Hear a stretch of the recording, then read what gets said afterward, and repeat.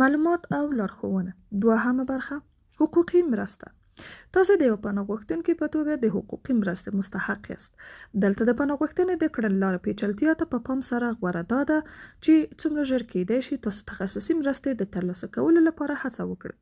دا ډیره مهمه ده چې ستاسو وکیل ستاسو د پناه غوښتنې د بهیر ارزولو په ژبه یعنی فرانسوي یا هالندي باندې پوره وپوهیږي.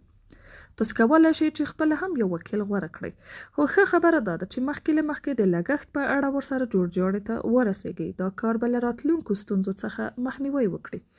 تاسو کولی شئ چې وړیا وکیل ته مراجعه وکړئ چې دا چاره به لاندې درې لارو ترسره کیدای شي. لومړی، خپله له یو وکیل سره اړیکه نیولی شئ او هغوی څخه غوښتنه کولی شئ چې وکیل په خپله خوښه تاسو سره په وړیا ډول د مرستې وړاندیز وکړي. دوهم، د استوګنې په مرکز کې له خپل ټولنیز مرستیال څخه وغواړئ چې تاسو ته د وړیا وکیل درلودلو لاره هواره کړي. دریم، د خپل سیمې د حقوقي مرستې دفتر ته مراجعه وکړئ چې تاسو سره په دې اړه مرسته وکړي. د کډوالو په اداره کې ستاسو د لومړۍ مرکې په ترڅ کې ستاسو وکیل د ګډون حق نه لري، خو د کډوالو لپاره په لویه کمیسارۍ یا CGRA کې ستاسو د مرکې په ترڅ کې بیا ستاسو وکیل د ګډون حق لري. هغه کولی شي چې ستاسو مرکه وڅاري. ښه دا ده چې د پناه غوښتنې د پروسې له پیل څخه خپل ماجرا ټوله کیسه ولیکئ، هغه پیښې چې په تاسو تیرې شوي دي او د دې سبب ګرځېدلي دي چې تاسو خپل هیواد پرېږدئ او دلته راشئ او پناه وغواړئ. که چیرې داسې سندونه لري چې ستاسو ادعا تاییدوي نو ښه خبره دا ده چې د هغو یادونه هم وکړئ. بیا کولی شئ چې دغه لیکلي متن وژباړئ او خپل وکیل ته یې ورکړئ چې ستاسو وکیل ستاسو دوسیه په قوي او ښه ډول چمتو کړئ. د استوګنې د مرکز د اصولو په چوکاټ کې ستاسو وکیل د پناه غوښتونکو لپاره د ملګرو ملتونو د عالی کمیسارۍ یعنی UNHCR استازی کولی شي چې تاسو سره استوګنې په مرکز کې هم کتنه وکړي. روغتیايي مرستې. د استوګنې په مرکز کې تل د روغتیايي مرستو د رسولو یو ټیم موجود وي. په دغه روغتیايي ډله کې یو ډاکټر او یو نرس شامل دی. ستاسو روغتیايي حالت ته په کتو سره د اړتیا په صورت کې ډاکټر تاسو روغتون او یا بل تخصصي سرویس ته ورپېژني. که چیرې تاسو د ډاکټر له پرېکړې سره خوښ نه یاست، تاسو کولی شئ د کوم له ډاکټر پرته شخصي ډاکټر ته ورشئ، ولې په دې صورت کې د ډاکټر فیس او نور مصرف ستاسو په غاړه دی. که په دې اړه نور معلومات اړتیا لرئ، ستاسو ټولنیز مرستیال به تاسو ته په دې اړه د ټولو پړاوونو معلومات درکړي. ستاسو ټولنیزه دوسیه یوازې د استوګنې په مرکز کې ساتل کیږي. تاسو دغه دوسیه لوستلی او د هغې د کاپي درلودلو حق لرلی شئ. که چیرې ستاسو د استوګنې مرکز بدل شي نو ستاسو ټولنیزه دوسیه هم نوي مرکز ته لیږل کیږي.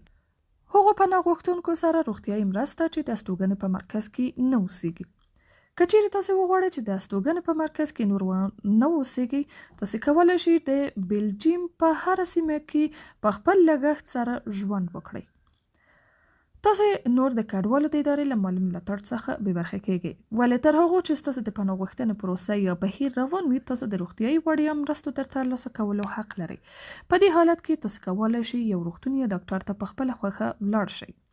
کله چې ډاکټر ته ورځئ، د دې لپاره چې تاسو ډاکټر ته وښایاست چې تاسو د روغتیايي مرستې حق لرئ، نو د انکس 26 په نوم پاڼه کوم چې تاسو ته د کډوالو ادارې د راجستر کېدو په وخت کې درکړې له ځان سره ولرئ او ډاکټر ته به یې ښکاره کړئ.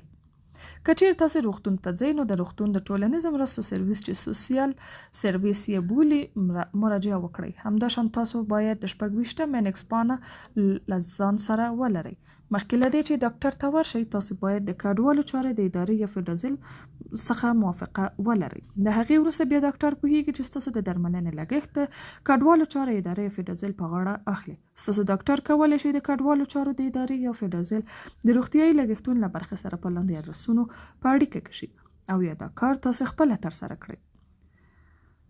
په ټلیفون کې تاسو یوازې په رسمي ورځو کې د سهار له 9 تر غرمې تر 12 بجو ورته زنګ وهلی شئ. که چیرې بهرنیو روغتیايي مرستو لکه امبولانس ته اړتیا لرئ نو بیا د فدرال موافقې ته اړتیا نشته. په دې حالت کې ډاکټر یو ځانګړی فورم ډکوي او په هغه کې په ځانګړي ډول د اشاره کوي چې دا بیړنۍ روغتیايي مرسته وه، بیا دا فورم د کډوالو ادارې ته استوي.